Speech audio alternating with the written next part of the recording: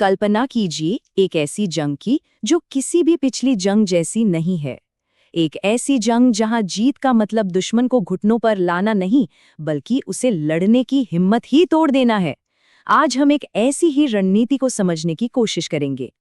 और इस पूरी कहानी के केंद्र में है ये ईरान की बेहद ताकतवर मिसाइलें और ड्रोन। यही वो हथियार हैं जो तेहरान को इतना आत्मविश्वास देते हैं और किसी भी ताकतवर देश के लिए सैन्य कार्रवाई को बेहद मुश्किल बना देते हैं। तो सवाल ये उठता है कि आखिर एक देश जो सैन्य ताकत में एक सुपर पावर के सामने कहीं नहीं टिकता, वो उससे लड़ने की तैयारी करता कैसे है? इसका जवाब कई परतों में छिपा है और बड़ा दिलचस्प है।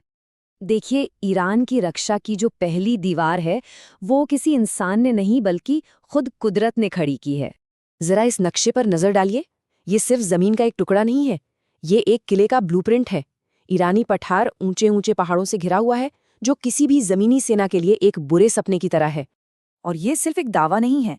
जैसा कि एशिया टाइम्स भी कहता है, जाग्रोस और एल्बर्स पर्वत श्रृंखलाएं ईरान को एक ऐसे किले में बदल देती हैं जिससे भेदना लगभग नामुमकिन है। यहाँ हमला करना किसी दीवार से टकराने जैसा है। तो मतलब ये है कि ये सिर्फ ऊंचे ऊंचे पहाड़ नहीं है, ये वो संकरे दर्रे हैं, वो विशाल रेगिस्तान और ऊबड़ खाबड़ इलाके हैं जो किसी भी हमलावर सेना की सप्लाई लाइनों को काट सकते हैं और गुरिल्ला युद्ध के लिए एक बेहतरीन मैदान तैयार करते हैं। तो ठीक है, ये तो हो गई भूगोल की बात, लेकिन इस किले के पीछे की असली रणनीति क्या है? ये आमने सामने की लड़ाई तो बिल्कुल नहीं है, ये कुछ और ही है। इसे कहते हैं एसिमेट्रिक वॉरफेयर। अब इसका सीधा सा मतलब ये है कि आप जीतने के लिए नहीं लड़ते, आप इसलिए लड़ते हैं ताकि दुश्मन के लिए जंग इतनी महंगी, इतनी दर्दनाक हो जाए कि वो लड़ने का ख्याल ही छोड़ दे। और यहीं पर असल फर्क सामने आता है। देखिए, एक पारंपरिक जंग का मकसद होता है दुश्मन की फौज को हराना, पर ईरान का मकसद है दुश्मन की लड़ने की इच्छा को ही खत्म कर देना। ये एक माइंड गेम है, एक मनोवैज्ञानिक खेल। और इस मनोवैज्ञानिक जंग को लड़ने के लिए ईरान के तरकश में तीर भी बहुत हैं। मिसाइलों का इतना बड़ा जखीरा कि पूरे मिडल ईस्ट में किसी के पास नहीं। ड्रोन्स के झुंड जो किसी भी डिफेंस सिस्टम को कंफ्यूज कर सकते हैं। छोटी और तेज नावें, और सबसे खतरनाक पहाड़ों के नीचे छिपे हुए पूरे के पूरे मिसाइल शहर। अब ईरान की ये जो रणनीति है ना, ये सिर्फ उसकी सरहदों के अंदर तक ही सीमित नहीं है। नहीं, ये पूरी दुनिया की अर्थव्यवस्था की एक बहुत ही नाजुक नस तक पहुंचती है। इस नंबर को देखिए, 30%। जी हाँ, 30%। दुनिया का लगभग 1/3 तेल जो समंदर के रास्ते जाता है, वो सिर्फ एक ही जगह से होकर गुजरता है, और उस रास्ते की चाबी ईरान के पास है। और ये नक्शा हमें दिखाता है कि ये रास्ता कितना ज्यादा खतरनाक रूप से संकरा है। हॉर्मुज़ जलढमरू मध्य अपने सबसे पतले हिस्से में सिर्फ 29 नॉटिकल माइल चौड़ा है।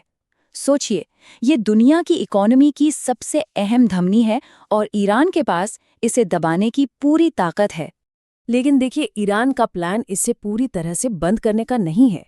उन्होंने एक बहुत ही कह सकते हैं कि स्मार्ट कंट्रोल सिस्टम बनाया है। मोबाइल एयर डिफेंस, खास जहाज़ों को चुन चुनकर निशाना बनाने वाले ड्रोन्स, और एक साथ कई जगह से लॉन्च होने वाली मिसाइलें। मतलब वो जब चाहें जिसे चाहें रोक सकते हैं। और अब जंग का मैदान और भी बड़ा होने वाला है। ये लड़ाई अब सिर्फ ईरान और उसके दुश्मन के बीच की नहीं रहने वाली। जरा इस नक्शे पर नजर डालिए। इसे कहते हैं प्रतिरोध की धुरी या एक्सिस ऑफ रेजिस्टेंस। ईरान के सहयोगी पूरे मिडल ईस्ट में फैले हुए हैं। मतलब ईरान पर एक हमला पूरे इलाके में आग लगाने जैसा होगा।